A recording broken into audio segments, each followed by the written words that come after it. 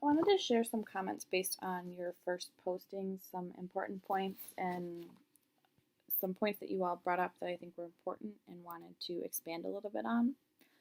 A lot of you seem to delve into what this representation involves, that there's a lot of impacting factors on schools and our students that are coming from this outer circle of politics, laws, cultures, the community, the actual organizations, and then the networks within schools really impacting our schools right now. For some context, for those of you that may not know, where we have ended up really started with the Nation at Risk in the 1980s.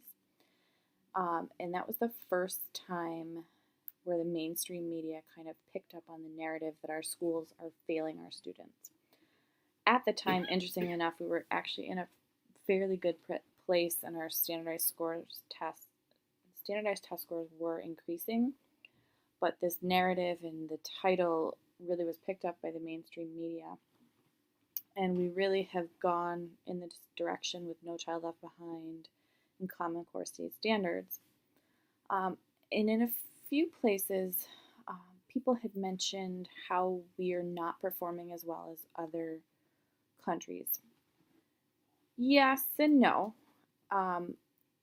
Linda Darling Hammond, in this book that I have here, claims that if you were to take out the lower socioeconomic status schools in our country, the urban and rural schools that are very poor, our students, therefore mostly suburban students, would probably be very competitive with the world's population of kids. So as much as the narrative of politicians and media is that our schools are failing, and they're not perfect, it really is an issue of socioeconomic status and access to education and what type of education you receive if you are a poor student living in urban or rural school districts. So that is something to think about. That's obviously her perspective, and she has some data to go with that. You don't have to agree. And I'm not saying that suburban schools are perfect and we shouldn't work on changing them. They do need to be changed, but it really is an issue of access to education, and we often ignore in all of our schools, suburban, urban, rural, helping students to think critically about what they're reading, issues of social justice, and really engaging students in creating and representing their learning as opposed to just reproducing or memorizing for a test. So obviously with No Child Left Behind, we got into this era of test, test, test, and measuring and comparing schools based on these test scores. Which obviously, as I think a few of you have pointed out, this led to this rote memorization and repetition and mostly skills-based learning as opposed to engagement in more challenging project-based learning. And I think, some of the students who were involved in this whole No Child Left Behind from their kindergarten years to graduating high school have now just begun going to college. And I think some of the challenges we might be facing at the college level is we focused a lot in early reading education on phonics and decontextualized skills as far as answering questions on worksheets. It was less about creating meaning and more about answering test questions. So Common Core state standards really has been created to raise the bar again, because No Child Left Behind really did lower the bar as far as not expecting a great deal out of our students. So we really need to think about how we can change our instruction away from what we've been focused on in the past with these decontextualized skills into skills that will transfer, strategies that will transfer between subjects.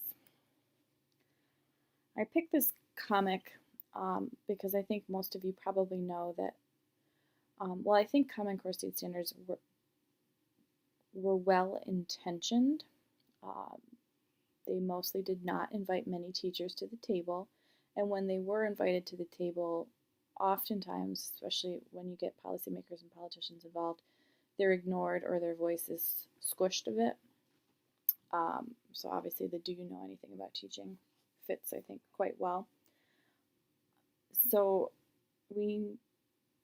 there are its own problems with Common Core. A lot of this wasn't field tested before we tried anything in schools, so as we started to roll this out, we've found issues. And as many of you probably know, a lot of the packages and programs that we buy aren't necessarily the most relevant to Common Core state standards, despite what they claim. There's actually 2 specials on NPR this week about Common Core state standards that talk about this, so I would look them up if I were you and you were interested in this. And just one more point about our Secretary of Education, Arne Duncan. He was a businessman who happened to run Chicago Public Schools, and I'm told he supposedly did it well. But this is often the issue with education, is people who are not educators make the policy and run schools, but they don't know a whole lot about being an educator and what it actually means. President Obama had the opportunity to possibly select Linda Darling Hammond, who I mentioned a few slides ago, but pretty much he was told that she would not get confirmed because she was too teacher-friendly, too pro-union, and that's not what we want to be seeing these days. There's a pretty large privatization movement of education that goes well against what teacher unions stand for, and there's a very long history there that I won't delve too much into. But just a point, Waiting for Superman certainly was written from one perspective. As any media, this particular presentation is written from my perspective. You don't have to believe it. You could tell me I'm full of doo-doo. That's fine. It's my perspective and what I've read and what I know. And you don't have to agree with me, but just realize that the people who created Waiting for Superman had their perspective of really pushing the charter school movement and really pushing privatization of public education. And there's quite a bit out there that pushes back on that, especially with the charter schools in New York City and how they tend to take up space in actual public school buildings, and public school children in New York City tend to get pushed to the side for charter schools. So there are opportunities if you wanted to look more about that. Just be a critical reader and thinker and know that everybody has their own perspective in what they're creating. So despite the fact that this is a technology class, I'm not saying that technology is the silver bullet. It's going to fix everything. It's going to motivate kids. Be a little bit cautious about thinking about this as a great motivational tool. It certainly can be, but not all students are motivated by technology. Not all students want to use technology all the time. A lot of students are happy drawing or using other tools. It's really, technology is a pedagogical tool that can promote student learning, but it's really how you use this tool in your classroom. There are lots of other tools that also can promote learning and also can promote motivation, just how you use this tool. So I posted a picture here of this old wine, and there's always a danger with technology that you get into this metaphor of old wine in new bottles. Are we just taking what we used to do with a pen and paper and shoving it onto technology without really thinking about what technology affords us the opportunity to do that we cannot do without it?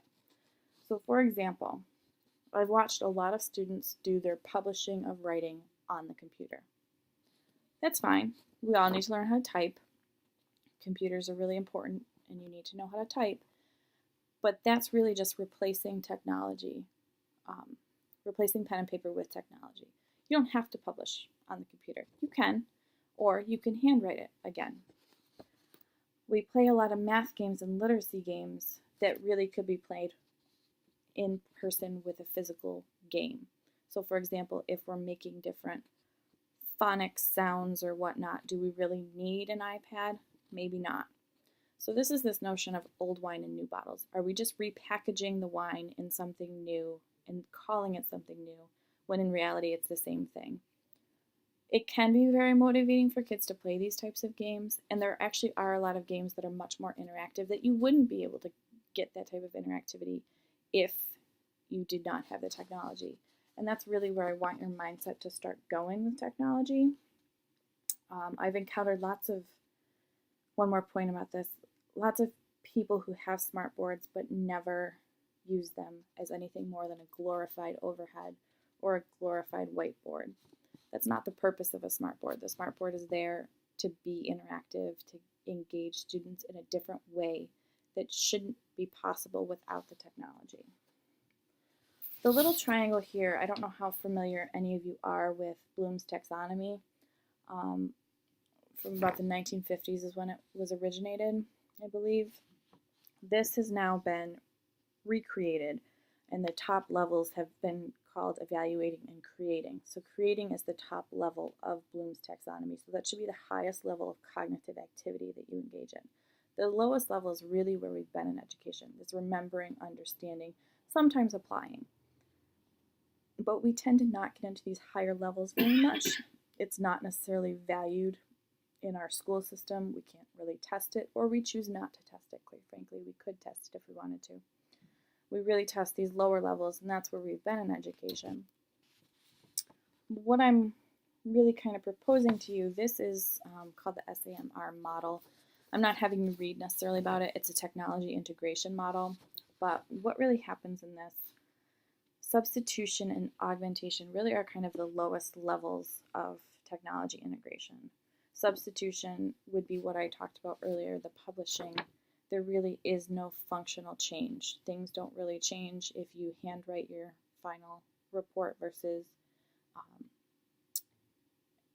type it. Augmentation, there's a little bit of a functional improvement, but not a whole lot. Modification is really where you get to these analyzing and evaluating levels of Bloom's taxonomy. And redefinition is really where I want you to start thinking about tasks that were inconceivable without technology. Obviously, I think I've mentioned I don't consider technology to be the be-all, end-all. There are lots of great uses of technology, but there are a lot of different ways to engage students with multimodal creations that don't involve it. We're not going to talk a whole lot about that because this is obviously a technology class. So I really want you to think about how can your students be creating? What can they be doing? What sort of apps could they use? What sort of websites? Even with the PowerPoint projects you're going to be doing, it's a pretty old system to be using PowerPoint, but there are lots of interesting things you can do that you're not going to be able to do with a pen and paper. So again, I'm just trying to highlight that this is where I want you to really be thinking this evaluating and creating part. I just want to take a moment. I know a lot of the readings are very focused on literacy, but in my perspective, literacy is integral in all of the content areas. Math, social studies, and science, they're extraordinarily related, and you really can't be literate in any of the content areas if you're not literate in general. And each one of these content areas is going to have their own specialized language and vocabulary and whatnot. So when you're thinking about what we're reading about, how does it apply to your content area? So if you're thinking about math, what could your students be doing with technology to represent their learning of whatever concept you're reading or learning about in math? Same thing with social studies and science. There has been quite a bit of work, a lot of them at University at Buffalo, in these different content area literacy with technology, without technology, more focused on multimodality.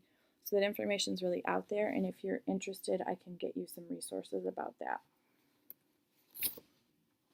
With the short timeline of our class, I didn't want to leave you all lingering without definitions.